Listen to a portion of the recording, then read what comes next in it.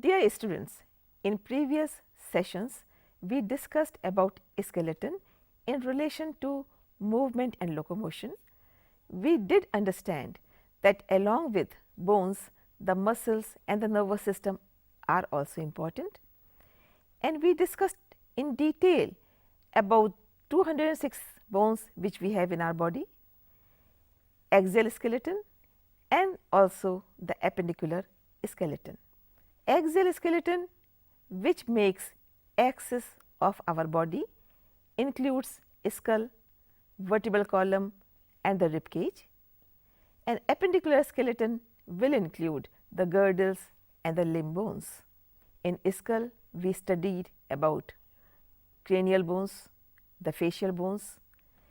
In vertebral column we studied about vertebrae, and in rib, the rib cage and the way ribs are arranged in the rib cage, out of which the first 7 pairs, out of 12 pairs in the rib cage, the first 7 pairs are true ribs, 8th, 9th and 10th pair they are false ribs, and 11th and 12th are floating ribs. We did discuss the pectoral girdle, the pelvic girdle and the cavities in these two girdles to fix with the limb bones. In the forelimb, that is hand, we discussed all the 30 bones, and similarly in the leg bones, that is hind limb bones, we discussed about all the 30 bones of the leg. Today we wish to show these bones in the skeleton and also in some models to make you understand their real arrangement in natural way in our body. Let us now see the skeleton and these bones the way we have them in our body. Children, we have reached near skeleton and I am quite excited to see all the bones in one vision, in one go. I am sure you are equally interested to know about placement of these bones in our body, which we are going to discuss along with this skeleton. As you know, skeleton, there are two main divisions: axial skeleton, in which comes the skull, the vertebral column and the rib cage. As the name indicates, axial means axis, it makes axis of the body, and that is our head, our chest and the vertebral column. And other division is appendicular skeleton, which is going to include pectoral girdle, pelvic girdle, limbs, hind limb and the forelimb. Let me start explaining the bones in this skeleton, starting with head, which is part of axial skeleton. You can see skull here, it has two parts, the cranium and the facial bones. There are 8 bones in the cranium and there are 14 bones in the facial region. The cranium bones are attached to each other by sutures, so they do not move much. Facial bones are making the face. This is the lower jaw. You will be surprised to know that this lower jaw is part of skull, a continuation from skull, and this is the jaw which is movable. The upper jaw is not movable. Try to masticate something and you will see only lower jaw moves, and movement of lower jaw allows you to eat, to speak and use your mouth accordingly. You can also see the eye sockets where eyeball are kept. The eyeball completely fits into this and you can see only the exposed part of the eye. You can also see a small hole here through which the auditory canal goes. It is ear. You can see the arrangement of teeth on the two jaws. So, this is making the skull. Coming to second part of axial skeleton, which is vertebral column. Vertebral column begins here and continues. You can see this part, and now it will continue further. I will see this from this side and as well as this side. This is all vertebral column, and there are 26 vertebrae in our vertebral column. First one is atlas vertebra, on which the head is resting. It is a very delicate junction and very delicate part of our body. The last part of brain, you remember brain is here, and the last part of brain, the medulla oblongata or hind brain, continues as spinal cord and runs through vertebrae. That means the hind part of brain will run through this atlas, then other vertebrae. For that, each vertebra has a special arrangement. Children, you can see the processes coming here on the back side also, and in the center there is a canal. Through that canal runs our spinal cord, and see what nature has provided a kind of protection for soft spinal cord, which is running from this point up to this point, and it is covered by these vertebrae on all the sides.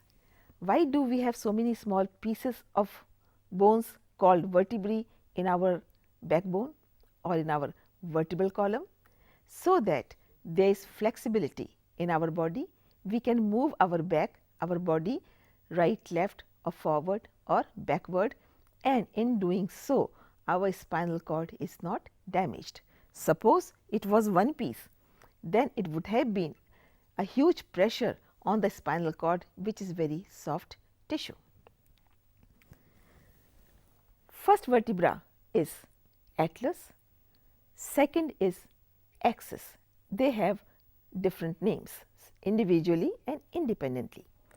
We have 7 cervical vertebra, this is cervical region. Then we have 12 thoracic vertebra, this is thoracic region. I can show you, this is thoracic region where you can see rib attachment. Then there are 5 lumbar vertebra, that is in lumbar region.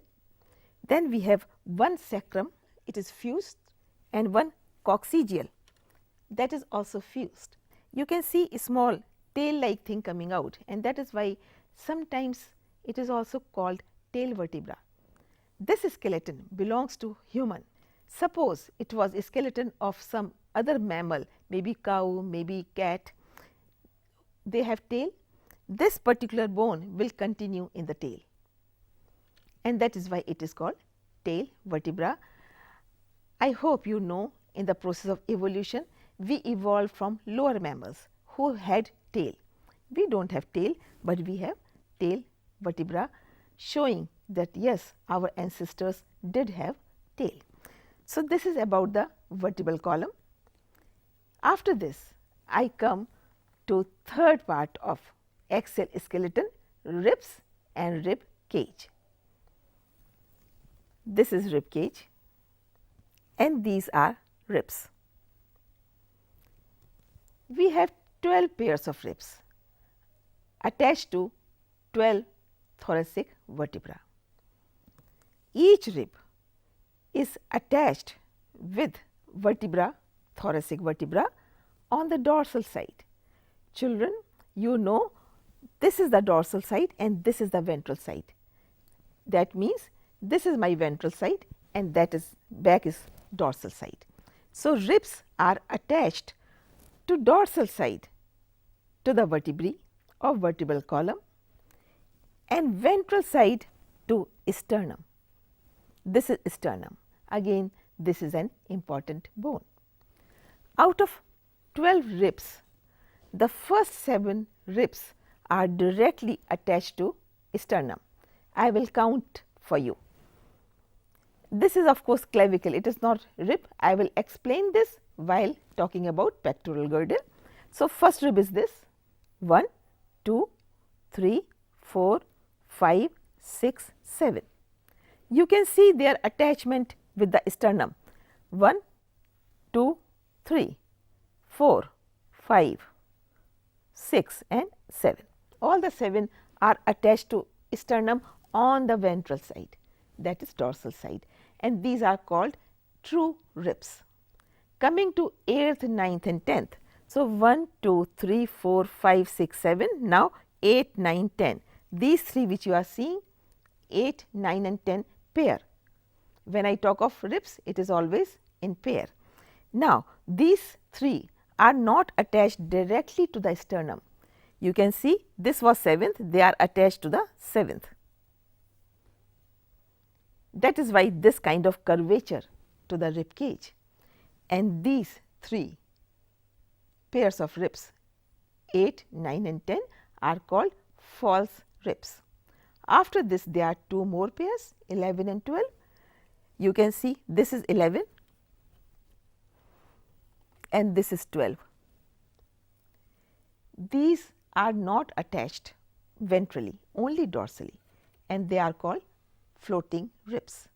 This natural arrangement is to give a proper shape to our rib cage, because rib cage is going to lodge 1 heart here and 2 lungs here. So, it should have spacing and the shape accordingly. At this point in a natural body is a diaphragm, this kind of position that makes thoracic cavity or rib cage airtight. It is very significant that this area should be airtight in normal case, so that respiration and circulation, that is functioning of heart and functioning of lungs, go on normally. So, this is about the rib cage, ribs, and last part of axial skeleton. So, children, I hope you have understood axial skeleton. We now come to appendicular skeleton, which will include 2 girdles and 2 limbs, pectoral girdle, pelvic girdle, forelimbs and hind limbs. This is forelimb or hand. I have taken it out to show the structural detail to you. Before I start explaining this, let me explain the pectoral girdle. Pectoral girdle has 2 equal halves, one for the left and other for the right side. It has a scapula, broad scapula, this is the one, and then it has a spike and a process called acromion process. Then it has a small depression here, a cavity, it is called glenoid cavity, into which our hand will fix. So, this is pectoral girdle. This is hand or forelimb, and we are going to understand bones in our hand. This is humerus, which is the upper part of the hand, and this is head of humerus, the round one, which is fixed in the glenoid cavity of pectoral girdle and is able to move, and that is why we can move our shoulder the way we want. This hand, this attachment is here. So, this is humerus. This is of course elbow. Coming to the lower part of hand, we have 2 bones. Can you see 2 bones? They are called radius and ulna. This one is radius, the strong one, and this slightly thinner one is ulna. Children, you can remember like this: the one towards the little finger is ulna, the one towards the thumb is radius. Now, after this comes the wrist.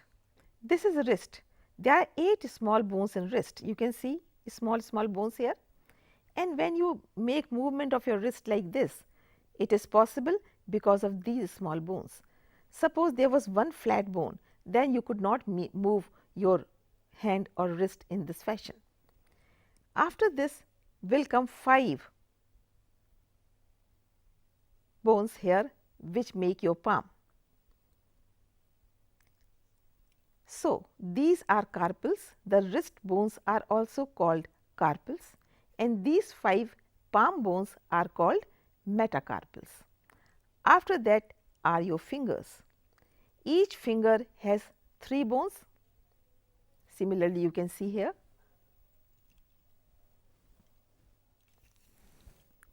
One, two, 3.